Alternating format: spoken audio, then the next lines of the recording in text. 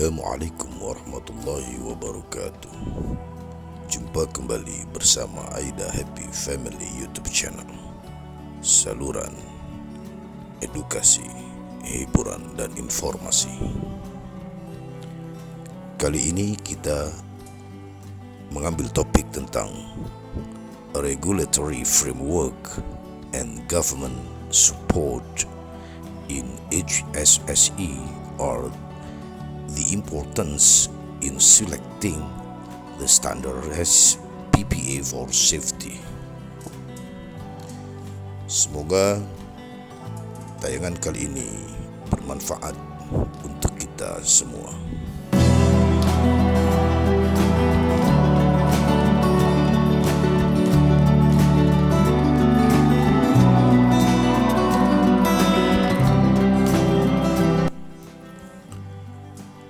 Pokok bahasan kita adalah, yang pertama adalah latar belakang pentingnya APD.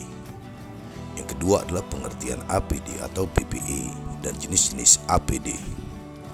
Yang ketiga, kewajiban terkait pemakaian APD. Yang keempat, posisi APD terkait hazard dan persyaratan APD. Yang kelima, peraturan pemerintah atau Permenaker sebagai dasar hukum dari APD serta atau PPA. Kemudian manajemen APD atau asesmen bahaya dan APD.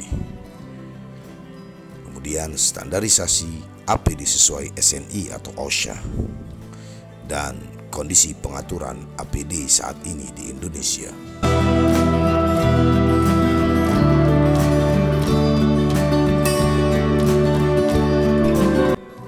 Berikutnya adalah latar belakang.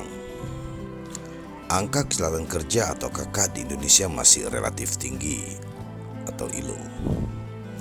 Terjadi kenaikan KK dari 2007 hingga 2011. Kemudian data Jamsostek pada 2007 terjadi 83.714 KK dan pada 2011 terjadi 99.491 KK. Salah satu penyebab KK adalah adanya kontak dengan sumber energi berbahaya. Note dari USA menunjukkan bahwa kegagalan dalam kontrol energi tersebut mengakibatkan 10% kecelakaan serius di industri, 28.000 hari kerja hilang dan 120 kematian tiap tahun. NIOS 2011. Apabila bahaya atau hazard tersebut tidak dapat dieliminasi lewat sistem dan kontrol lewat teknologi, maka tinggal upaya menyelamatkan jiwa pekerja, salah satunya dengan APD.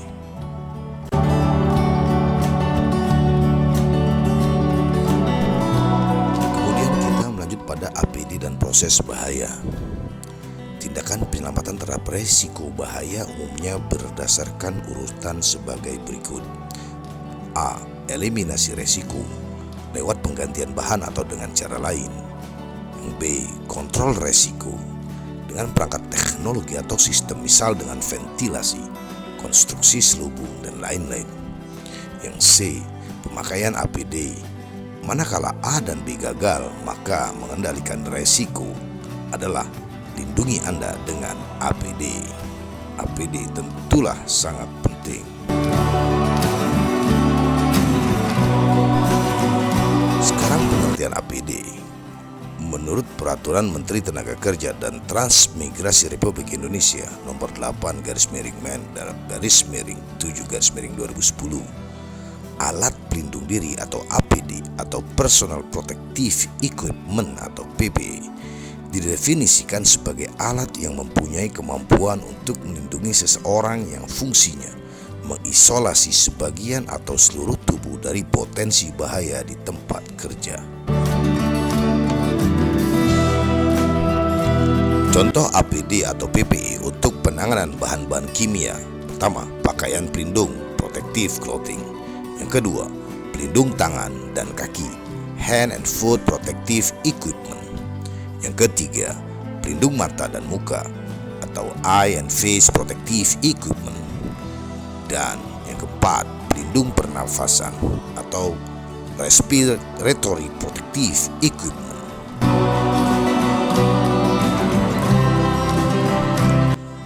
Kewajiban terkait alat pelindung diri menurut Permenaker nomor 8 tahun 2010 bahwa setiap pengusaha wajib menyediakan alat pelindung diri atau APD bagi pekerja atau buruh di tempat kerja.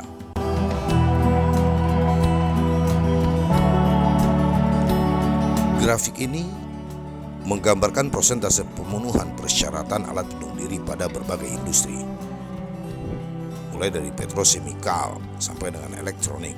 Bisa dilihat bahwa angka-angka ini menunjukkan persentase dari pemenuhan persyaratan APD pada berbagai industri. Yang terendah adalah 16% dan yang tertinggi adalah 89%. Petrochemical 1, 89% pemenuhan persyaratan APD pada berbagai industri.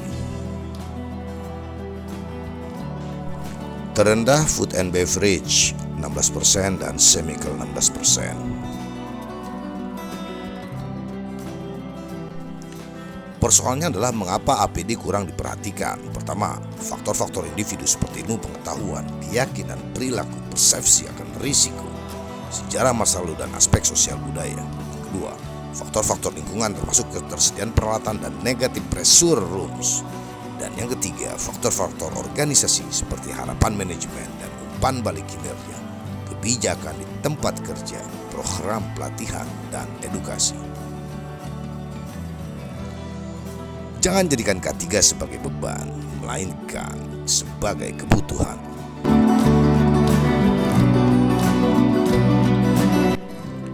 Berikutnya adalah sosialisasi dan pengaturan APD. Sosialisasi kewajiban akan penggunaan APD harus dibuat secara tertulis dan dipajang sebagai rambu-rambu milik perusahaan.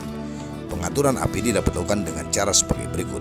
Pertama, identifikasi kebutuhan. Yang kedua, pemilihan jenis APD. Yang ketiga, pelatihan. Yang keempat, penggunaan, perawatan, dan penyimpanan. Yang kelima, pengaturan pembuangan dan pemusnahan. Yang keenam, pembinaan. Yang ketujuh, inspeksi. Dan kedelapan, evaluasi dan pelaporan.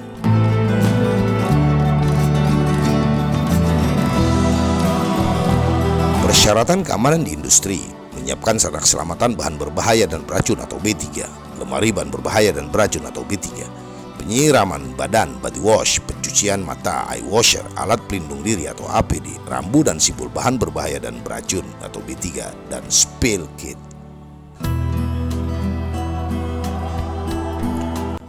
Berikut adalah persyaratan APD atau PPE. Lakukan penaksiran bahaya atau hazard assessment tempat kerja. Pilih APD yang sesuai dan pekerja harus memakainya. Sediakan APD gratis untuk pekerja. Latih pekerja cara pakai APD yang benar dan merawatnya. Buang alat yang rusak di tempat kerja. Singkirkan APD rusak dan lakukan pengawasan dan audit.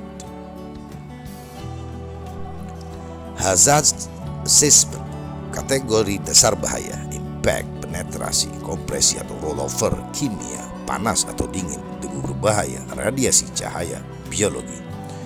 Sumber-sumber listrik, sumber-sumber gerakan, mekanis yang menimbulkan kontak orang dan peralatan, sumber-sumber suhu tinggi, jenis-jenis bahan kimia yang digunakan di tempat kerja, sumber-sumber debu berbahaya, sumber-sumber radiasi cahaya, mengelas, memotong, furnace, lampu intensitas tinggi, potensi benda jatuh, objek atau benda bersisi tajam, bahaya biologis seperti darah. Diambil dari sumber OSHA. Dokumentasi penaksiran resiko bahaya diperlukan dalam bentuk sertifikasi tertulis yang berisikan informasi sebagai berikut. Identifikasi tempat kerja yang dievaluasi, nama personil yang melakukan assessment, tanggal dilakukannya assessment, identifikasi dokumen yang menyatakan telah selesai dilaksanakan hazard assessment atau penaksiran resiko bahaya. Senang pakai APD. Sebelum memakai APD maka periksa apa ada yang rusak, apa ada yang bocor, retak atau berubah bentuk. Kebersihan dari APD seperti apa? Apakah ukurannya sesuai atau cocok? Memonitor pemakaian APD yang benar, pekerja harus memenuhi peraturan yang ada. APD digunakan setelah pemakai mendapatkan pelatihan khusus. APD dalam kondisi kinerja yang baik. APD dipakai dengan benar dan pas ukurannya. APD senantiasa dibersihkan dan disimpan setelah digunakan. Schedule pemberian APD diikuti dengan benar. Hal ini perlu dimonitor lewat pengamatan, pengawasan, dan pemeriksaan saat melaksanakan pekerjaan termasuk konsultasi, apabila terdapat penyimpangan dalam pemakaian alat pelindung diri.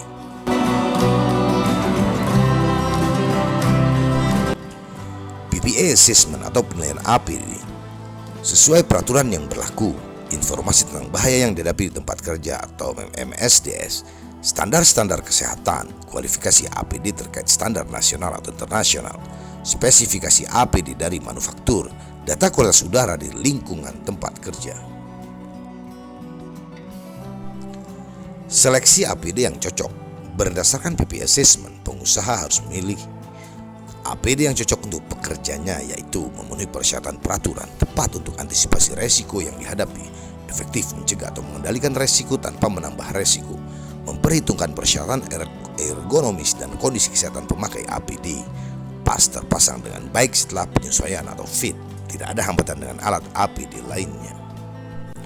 Berikutnya pemilihan jenis APD berdasarkan masuknya bahan kimia ke tubuh kita. Masuk lewat tubuh, kontak lewat kulit, bentuk fisik bahan kimia, gas, uap, asap, aerosol, debu, partikel ringan di udara, cairan, muncratnya cairan, jenis APD yang tepat, pakaian pelindung, alat pelindung tangan, alat pelindung kaki, alat pelindung mata dan muka.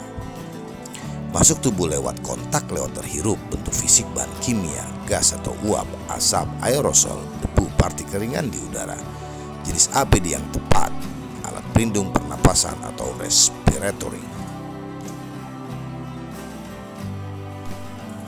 Santai but safe. Lalu bagaimana peraturan pemerintah yang menjadi dasar pemakaian APD atau PPE?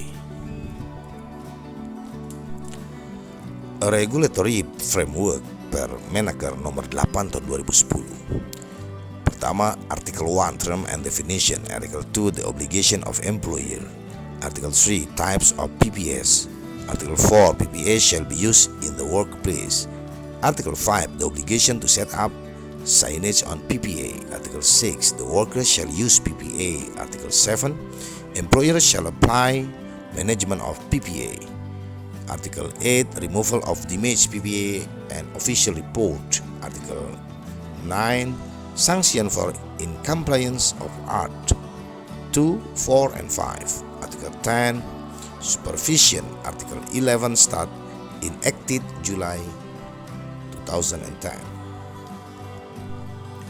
Kemudian obligation of the employer, Article 2 The employer shall provide PPE for the workers. The PPE provided shall comply with the SNE Indonesian National Standard. PPE shall be provided freely to the worker. Jenis-jenis APD, Artikel 3 pelindung kepala, pelindung mata dan muka, pelindung telinga, pelindung pernapasan dan kelengkapannya, pelindung tangan dan atau pelindung kaki, termasuk alat pelindung diri, pakaian pelindung, alat pelindung jatuh, serta pelampung. So protect yourself. Personal protection equipment is important to you. Kepala Anda, pernafasan Anda, mata atau wajah Anda, pendengaran, tangan, serta kaki Anda.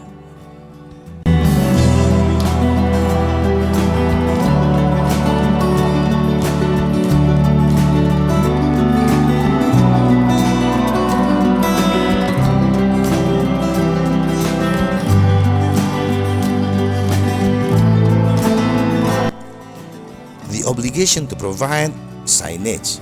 The employer shall announce in written and provide signage regarding the use of PPE in the workplace. Article 5. Think safety first. Wear personal protective equipment. No ties. PPE required at all times. No hard hat. No safety shoes. No high-vis vest. No job. Safety first.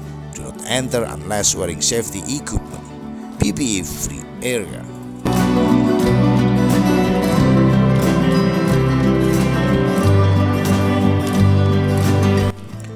Kewajiban memakai APD pasal 6. Pekerja atau buruh dan orang lain yang memasuki tempat kerja wajib memakai alat pelindung diri sesuai dengan potensi bahaya. Pekerja atau buruh berhak keberatan untuk melakukan pekerjaan apabila alat pelindung diri yang disediakan tidak memenuhi syarat.